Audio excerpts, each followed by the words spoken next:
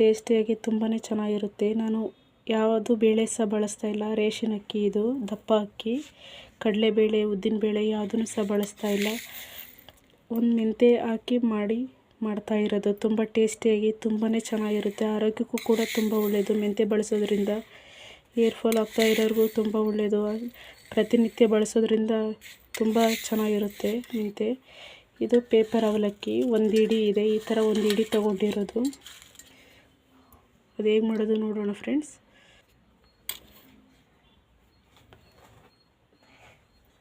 ಈ ಲೋಟ, ಚಿಕ್ಕ ಲೋಟ,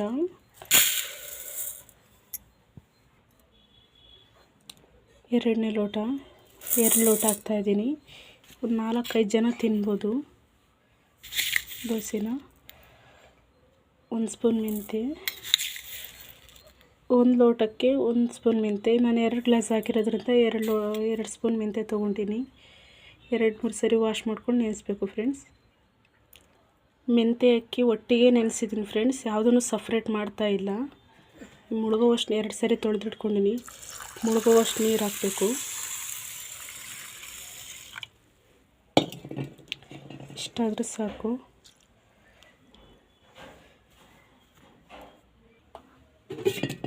ಪ್ಲೇಟ್ ಮುಚ್ಚುತ್ತಾ ಇದ್ದೀನಿ. ಒಂದು 8 ಗಂಟೆ ನೆನೆದ್ರೆ ಸಾಕಾಗುತ್ತೆ. ಟೈಮ್ ಇದ್ದರೆ 8 ಗಂಟೆ ನೆನೆಸ್ಕೊಳ್ಳಿ. ಟೈಮ್ ಇಲ್ಲ ಅಂದರೆ 6 ಗಂಟೆನಾದರೂ ನೆನೆಬೇಕು. ಅಕ್ಕಿ ಎಷ್ಟು ಚೆನ್ನಾಗಿ ನೆನೆಯುತ್ತೆ ಅಷ್ಟು ಚೆನ್ನಾಗಿ ದೋಸೆ ಚೆನ್ನಾಗಿ ಉಬ್ಬಿ ಬರುತ್ತೆ. ಅವಲಕ್ಕಿ ಇದನ್ನು ರುಬ್ಬೋದು ಒಂದು 5 ನಿಮಿಷ ಐತಿ ಅನ್ನೋದ್ರಾಗೆ ನೆನೆ ಹಾಕಬೇಕು. ದಪ್ಪ ಅವಲಕ್ಕಿ ಆದರೆ ಒಂದು ಅರ್ಧ ಇಡಿ, ಮುಕ್ಕಾಲು ಇಡಿ ತೊಗೊಳ್ಳಿ. ನಾನು ಪೇಪರ್ ಅವಲಕ್ಕಿ ತೊಗೊಂಡ್ರಿಂದ 1 ಇಡಿ ತೊಗೊಂಡಿನಿ. 1 ಇಡಿ ಸಾಕಾಗುತ್ತೆ. ಅಕ್ಕಿ ಒಂದು 8 ಅವರ್ ನೆಂದಿದೆ. ಬೆಳಗ್ಗೆ 10 ಗಂಟೆ ನೆನೆಸಿದ್ದು ಫ್ರೆಂಡ್ಸ್. ಹೀಗಾಗಿದೆ. ಎಷ್ಟು ನೀಟಾಗಿ ನೆಂದಿದೆ. ಇಷ್ಟ ಆಯಿತು.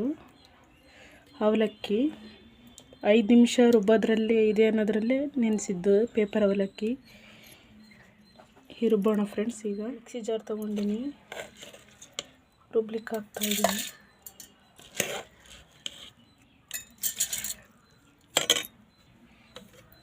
ಇದರಲ್ಲಿ ಅರ್ಧ ಹಾಕ್ತಾಯಿದ್ದೀನಿ. ನೆಕ್ಸ್ಟ್ ಇನ್ನೊಂದು ಸರಿ ರುಬ್ಬಬೇಕು. ರುಬ್ಲಿಕ್ಕೆ ಒಂದು ಸ್ವಲ್ಪ ನೀರು, ನೈಸಾಗಿ ರುಬ್ಬಬೇಕು. ರುಬ್ಬಿದ್ದೀನಿ. ಇಷ್ಟು ನೈಸಾಗಿ ಬರಬೇಕು.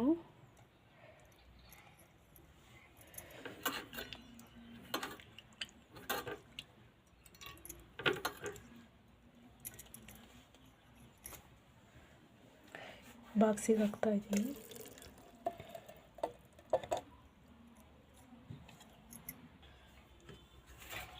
ಅವಲಕ್ಕಿ ಇದನ್ನು ಸಾಕ್ತಾಯಿದ್ದೀನಿ. ರುಬ್ಲಿಕ್ಕೆ ಒಂದು ಸ್ವಲ್ಪ ನೀರು, ಇಷ್ಟಾದರೆ ಸಾಕು. ಇದನ್ನು ಸಹ ಮಿಕ್ಸ್ ಮಾಡೋಣ. ಇದು ಸಹ ರುಬ್ಬಿದ್ದೀನಿ. ಇದನ್ನು ಸಹ ಹಾಕ್ತಾಯಿದ್ದೀನಿ.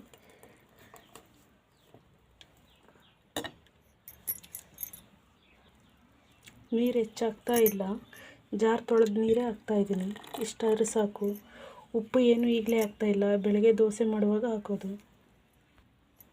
ಈಗ ಮುಚ್ಚಿಡೋಣ. ಬೆಳಗ್ಗೆ ಹೇಗಾಗಿದೆ ನೋಡೋಣ ಫ್ರೆಂಡ್ಸ್. ಹಾಯ್ ಫ್ರೆಂಡ್ಸ್, ಎಲ್ಲ ಹೇಗಿದ್ದೀರಾ? ಶ್ವೇತಾ ಅವಿನಾಶ್ ಚಾನಲ್ಗೆ ಸ್ವಾಗತ. ಇವತ್ತು ಸೂಪರಾಗಿರೋ ಬದನೆಕಾಯಿ ಪಲ್ಯ ಮಾಡ್ತಾಯಿದ್ದೀನಿ ದೋಸೆ ಜೊತೆಗೆ.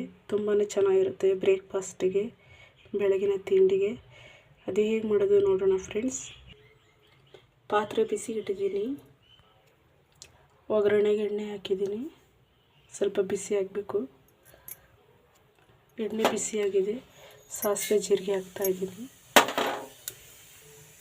ಬದನೆಕಾಯಿ ಪಲ್ಯ ಬೇಗ ಆಗೋಗ್ಬಿಡುತ್ತೆ. 5 ನಿಮಿಷದಲ್ಲೇ ಕ್ವಿಕ್ಕಾಗಿ ಅರ್ಜೆಂಟಲ್ಲಿದ್ದಲ್ಲಿ ಮಾಡ್ಕೋಬೋದು.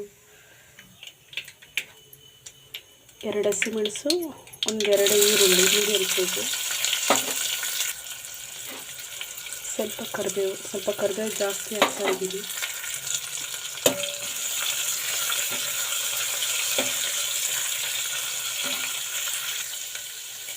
ಒಂದು ಟೊಮೊಟೊ ಉದ್ದುದ್ದು ಕಟ್ ಮಾಡ್ಕೊಂಡಿದ್ದೀನಿ. ಇದನ್ನು ಸಾಕು. ಇದು ಸಹ ಫ್ರೈ ಆಗಬೇಕು. ಒಂದು 2 ನಿಮಿಷ ಆಗಿ ಸಾಕು. 2 ನಿಮಿಷ ಆಗಿದೆ. 1/4 kg ಬದನೆಕಾಯಿ ಇದೆ. ಈ ಥರ ಉದ್ದುದ್ದ ಕಟ್ ಮಾಡ್ಕೊಂಡಿನಿ. ನೀವು ಬೇಕಿದ್ರೆ ಚಿಕ್ಕ ಚಿಕ್ಕದಾಗಿ ಕಟ್ ಮಾಡ್ಕೊಬೋದು. ಈ ಥರ ಇಷ್ಟ ಅಂತ ಹೇಳಿ ಈ ಥರ ಕಟ್ ಮಾಡ್ಕೊಂಡಿನಿ. ಕಲರಿಗೆ ಒಂದು ಸ್ವಲ್ಪ ಅರಿಶಿನ, ರುಚಿ ತಕ್ಕಷ್ಟು ಉಪ್ಪು, ಒಂದು ಸಲ ನೀಟಾಗಿ ಮಿಕ್ಸ್ ಮಾಡ್ಕೋಬೇಕು. ಸ್ವಲ್ಪ ನೀರು ಹಾಕ್ತಾಯಿದ್ದೀನಿ, ಇಷ್ಟಾದರೆ ಸಾಕಾಗುತ್ತೆ. 5 ನಿಮಿಷ ಮೀಡಿಯಮ್ ಫ್ಲೇಮಲ್ಲೇ ಕುಕ್ ಆಗಬೇಕು ಬದನೆಕಾಯಿ. 5 ನಿಮಿಷ ಆಗಿದೆ. ಈಗ ಹೇಗಾಗಿದೆ ನೋಡೋಣ ಫ್ರೆಂಡ್ಸ್. ಸ್ವಲ್ಪ ಕಾಯಿ ತುರಿ ಹಾಕ್ತಾಯಿದ್ದೀನಿ, ಜಾಸ್ತಿ ಹಾಕ್ತಾಯಿಲ್ಲ. ಸ್ವಲ್ಪ ಕೊತ್ತಂಬರಿ ಸೊಪ್ಪು.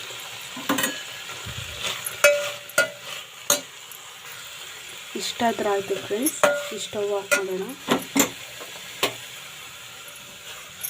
ನೋಡಿದ್ರಲ್ಲ ಫ್ರೆಂಡ್ಸ್, ಬದನೆಕಾಯಿ ಪಲ್ಯ ಏನು ಸೂಪರ ಬಂದಿದೆ. ದೋಸೆ ಜೊತೆಗೆ, ರೊಟ್ಟಿ ಜೊತೆಗೆ ಎಲ್ಲದಕ್ಕೂ ಕಾಂಬಿನೇಷನ್ ಚೆನ್ನಾಗಿರುತ್ತೆ. ಊಟ ಜೊತೆ ನೆಂಚ್ಕೊಳಕ್ಕೂ ಸಹ ಚೆನ್ನಾಗಿರುತ್ತೆ. ಪ್ಲೀಸ್ ಈ ವಿಡಿಯೋ ಇಷ್ಟ ಇದ್ದರೆ ಲೈಕ್ ಮಾಡಿ, ಶೇರ್ ಮಾಡಿ, ಸಬ್ಸ್ಕ್ರೈಬ್ ಮಾಡಿ. ಆದಷ್ಟು ಸಪೋರ್ಟ್ ಮಾಡ್ತಾಯಿರಿ. ನಿಮ್ಮಂದ್ರೆ ಹೊಸ ಹೊಸ ರೆಸಿಪಿಗಳು ತರ್ತಾಯಿರ್ತೀವಿ. ನಾನು ದೋಸೆ ಜೊತೆ ಸರ್ವ್ ಮಾಡ್ತಾಯಿದ್ದೀನಿ. Thank you. ನೋಡಿದ್ರಲ್ಲ ಫ್ರೆಂಡ್ಸ್, ಬದನೆಕಾಯಿ ಪಲ್ಯ ದೋಸೆ ಏನು ಸೂಪರಾಗಿದೆ. ಎಷ್ಟು ಸಾಫ್ಟಾಗಿದೆ ದೋಸೆ.